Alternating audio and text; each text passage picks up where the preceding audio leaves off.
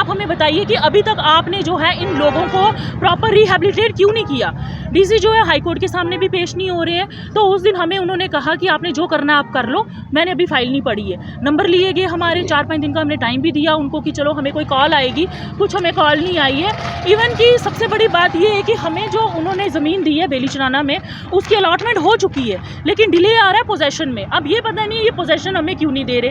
कुछ security issues निकाल रहे थे, उसके बाद उन्होंने कहा था कि आप एक एफिडेविट दे दीजिए जिसमें आप ये दीजिए कि हम डबल स्टोरी नहीं इसको रेस करेंगे। हमने कहा हमारे पास एक कमरा हमें मिल जाए, कमरे के लिए हमारे पास पैसे नहीं, तो हम डबल स्टोरी कहाँ से रेस करेंगे। एडमिनिस्ट्रेशन, एडमिनिस्ट्रेशन, आवाज दो, आवाज दो, आवाज दो,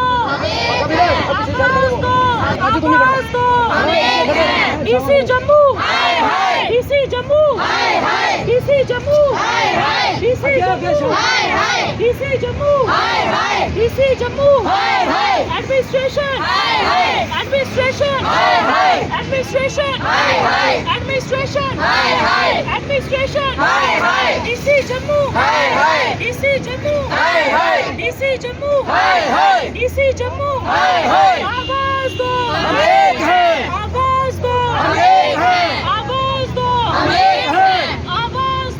आवाज दो, आवाज दो, administration, administration, administration, administration, administration, DC Jammu.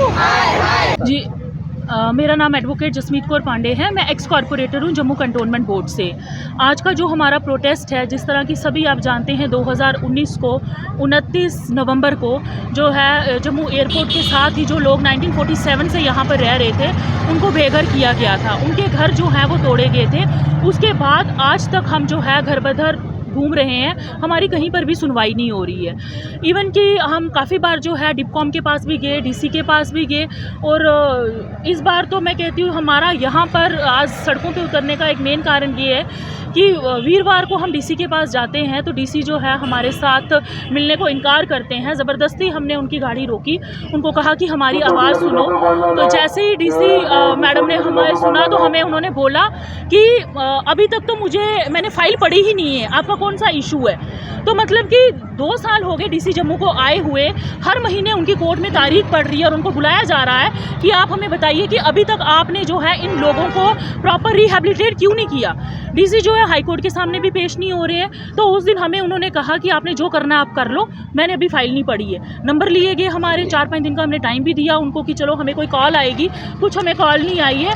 Even कि सबसे बड़ी बात ये है कि हमें जो उन्होंने ज़मीन दी है बेलीचराना में, उसकी अलॉटमेंट हो चुकी है, लेकिन डिले आ रहा है पोजेशन में। अब ये पता नहीं ये पोजेशन हमें क्यों नहीं दे रहे।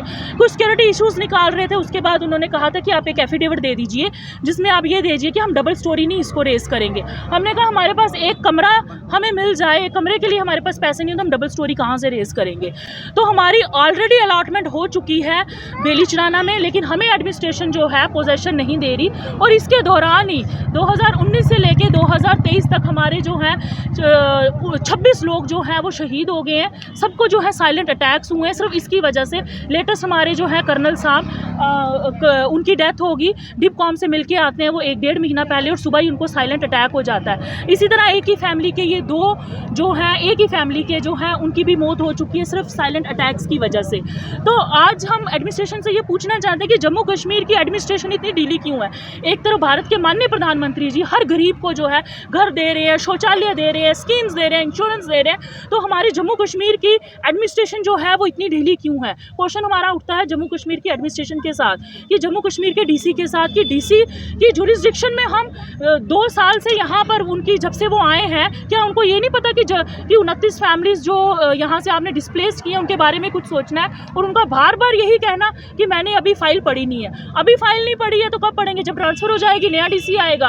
मतलब कि एडमिनिस्ट्रेशन की ये कहानी बन गई है, हम अभी आए हैं, हमारी अभी ट्रांसफ़र हुई है, हमें केस के बारे में पता नहीं है। अब तो हालत इतनी ख़राब हो गई कि मकान मालिक भी जो है हमें घरों से निकाल रहे हैं कि हम आपको अब ज़्यादा देर अलो नहीं करेंगे। किसी की एक जनरेशन तो हमारी इसी तरह ख़त्म हो चुकी है, और किसी की डेथ होती है तो मकान मालिक अलो नहीं कर रहा कि डेड बॉडी जो है हम घर में रखें, क्योंकि किसी घर में शादी है, खुशी है, वो नहीं चाहते कि यहाँ पर कोई शोक का मातम जो है वो मनाया जाए। जी। क्या डिमांड करते हैं? यही डिमांड है कि जो हमें ऑलरेडी बेलीचराना में अलॉटमेंट दी है, हमें पोजीशन दो, हम जाके वहाँ पर रहें। अगर एडमिनिस्ट्रेशन हमारे पास एसडीएम साहब भी आए, तहसीलदार साहब भी आए, अब कहते हैं आप चलो जी हम डीसी से मिल लें। आखिर अब क्यों 5 साल से कहाँ थी एडमिनिस्ट्रेशन? 2022 से ऑर्डर हुआ है कि इनको जो है बेलीचराना में अलॉटमेंट दी हुई है, इनको पोजीशन दो। अब हम क्यों जाएं? जब वीरवार को डीसी ने हमें धिक्के मार के बाहर निकाल दिया कि मैंने इनके साथ नहीं मिलना, तो अब हम उनके पास फिर जाएं? ये आप है एडमिनिस्ट्रेशन, डिसाइड कीजिए, हमें पोजीशन दो, हमें ऑर्डर दो, हम जाके वहाँ पर रहें। हमें सड़कों पे बैठने का शौक नहीं है इतनी गर्मी में। कितनी फैमिलीज हैं? 29 फैमिलीज हैं।